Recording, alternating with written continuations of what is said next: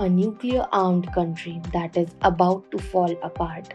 Though it should happen only in nightmares, Pakistan is gradually waking up to this reality due to a foreign exchange shortfall and its import dependent economy, which has led to food and energy shortages. The country is experiencing a rise in political polarization, terrorism, and extremism. Such developments are concerning anywhere, but for a nuclear armed Pakistan, internal strife feeds into larger border disputes with India and Afghanistan, which may seek to advance their territorial claims. The ensuing escalation could destabilize South Asia, potentially bringing the rest of the world down with it. Along with it, a death catastrophe is approaching. The IMF, the World Bank, China, and other organizations are connected to Islamabad. The military is keenly monitoring the situation in the meantime because many are worried about a potential rebellion. Since politics is the art of knowing when to pull the trigger, while economics is a gun, Pakistani society requires clearer thinking and quick policy decisions to claw its way out of its current predicament.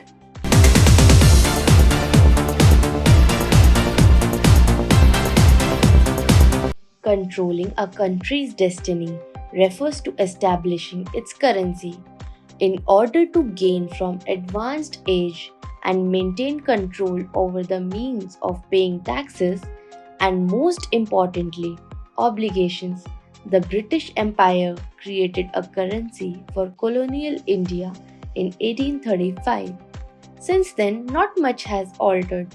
Pakistan gained independence in 1947, but the fate of its 230 million residents rests on the importation of necessities like food, energy, and fertilizer. For years, however, many foreign currency has flowed out of Pakistan than in, causing Islamabad to run relentlessly fiscal and current account deficits.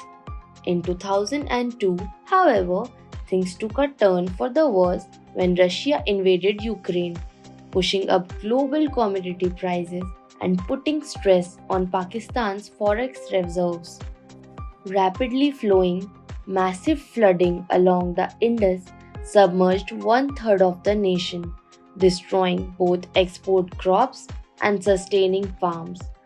Due to the ensuing double whammy, Pakistan's reliance on the imports rose while export revenue was lost, and the state was saddled with an additional $15 billion repair bill, or around 4% of GDP.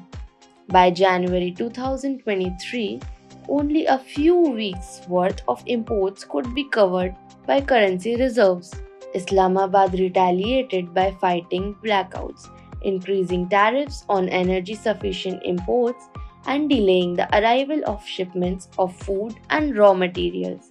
While this crackdown stopped the flow of funds but also resulted in output reductions and a loss in industry. 7 million employees in the textile sector, which accounts for one tenth of Pakistan's GDP and two-fifths of employment, were laid off. While this was going on, local products became uncompetitive on international markets as petrol prices increased in factories. Politics within Pakistan and with its creditors have become more tense due to economic hardship. The current IMF program for Islamabad was launched in 2019 under Imran Khan's presidency. Khan was no stranger to spin because he played cricket, but even he couldn't square his populist credentials with the IMF's austerity demands. After a no confidence vote, Khan was ultimately removed from office, but no before he poured petrol on Pakistan's political flames and slung dirt at his political rivals. Now, the ensuing crisis could compel Pakistan to switch to a market determined exchange rate and end energy subsidies, which would increase inflation, decrease consumption, and trigger a recession. However, such actions might only serve to radicalize a community in which the expense of living is beginning to outweigh the advantages, and militancy is on the rise in the absence of many democratic avenues. In 2002, there were 27 more terrorist strikes, which culminated in one of the bloodiest attacks in Pakistani history at Peshawar Mosque in January of this year. Moreover, territorial conflicts in Pakistan are interestingly related to jihadism. The Durand Line, a boundary that divides Pashtun lands that was established during British colonial rule, is de facto rejected by both Pakistani and Afghan Taliban. However, the border serves as a legal barrier that permits militant incursions inside Pakistani territory. What happens if the nation falls apart internally? In order to gain diplomatic recognition or greater Pashtun autonomy, the Taliban will attempt to capitalize on nationalist enthusiasm among Pakistan's 40 million ethnic Pashtuns. Such occurrences might spread to Balochistan, which is next door and has been tormented by violent separatists since 1948. Given the province's significant hydrocarbon and gold reserves, local separatist parties said it is impoverished and abandoned, and that a weak central government may increase the number of separatist forces seeking to leave Pakistan. Pakistan won't have much left if Pashtun and Balochi regions are rebelled. The condition of Pakistan's nuclear arsenal, however, poses the biggest risk to the stability of South Asia. According to estimates, Islamabad would have 165 nuclear warheads by 2021, 4 reactors for producing plutonium, enlarged uranium enrichment facilities, and new delivery systems under development. New state actors, rogue agencies, factions, or individuals would have plenty of room to steal nuclear assets in a collapse scenario. Worse yet, if Pakistani weapons or nuclear technology fell into dishonest hands, they could be sold off. And given the likelihood of a rise in separatist and jihadist militancy, there would be no shortage of buyers. Thus, a collapse of Pakistan would result in the spread of nuclear weapons globally. An Indian Pakistan conflict with Kashmir as the most likely flashpoint was similarly unsettling. Although technically the terrorist nuclear states from direct conflict mutually assured annihilation, this notion has undergone imperial testing in Kashmir. Since their conflict in 1919 over the Kargil district, both states have kept a close eye on the balance of power in the region.